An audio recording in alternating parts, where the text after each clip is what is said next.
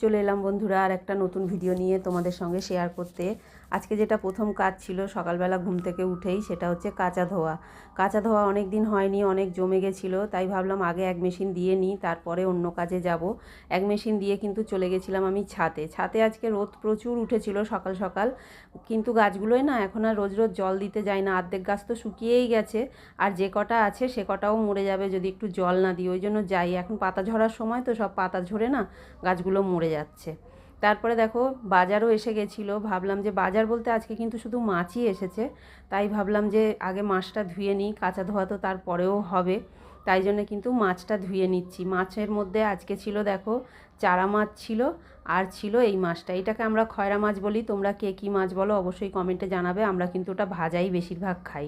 আর দেখো বাঁধাকপি কেটে নিয়েছি, মাছের মাথাটা কিন্তু আগে থেকে ছিল, তাই জন্য ওটা কিন্তু ভাজা বসিয়ে দিয়েছি বাঁধাকপি রান্না করব বলে।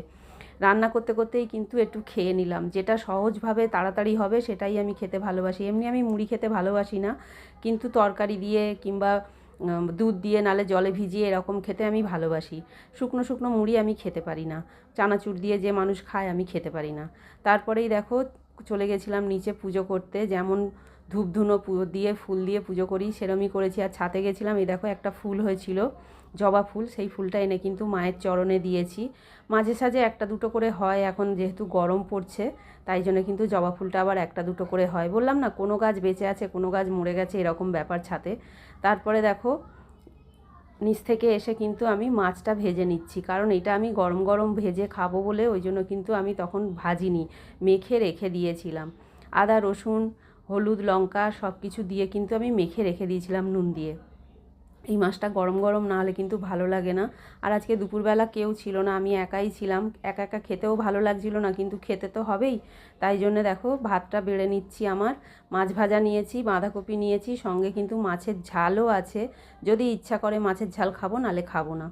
সন্ধেবেলা দেখো সন্ধে দিতে গিয়ে দেখলাম আজকে একটু ঠান্ডা ঠান্ডা আছে, নতুন করে ঘুরে কিন্তু ঠান্ডাটা আসছে, তাই দেখো সবাইকে কিন্তু আবার ঘুরে চাদর গায়ে দিচ্ছি।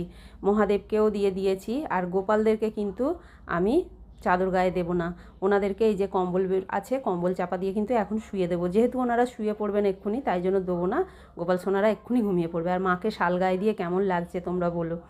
যাই হোক এইসব করে টোরে এসে দেখো ওপরে রান্নার ব্যবস্থা করেছি। আমাদের রাত মানেই তো ডিম, যে সে যেভাবেই হোক, কোনো দিন সেদ্ধ কোনো দিন ভাজা কোনো দিন ঝোল, যেভাবেই হোক সব ওই জন্য জোগাড় করে নিয়েছি। আর এখানে কিন্তু ভাত বসিয়ে দিয়েছি, ডিমগুলো রেখেছি, দেখি কিভাবে রান্না করি। দুপুরের তরি তরকারিও অনেক রয়েছে, তাই জন্য কিন্তু শুধু ডিমটাই রান্না করব। এই হলো আজকে আমার সারাদিন। তোমাদের কার কেমন কাটলো অবশ্যই কমেন্টে জানিও। তোমরা সবাই ভালো থাকো।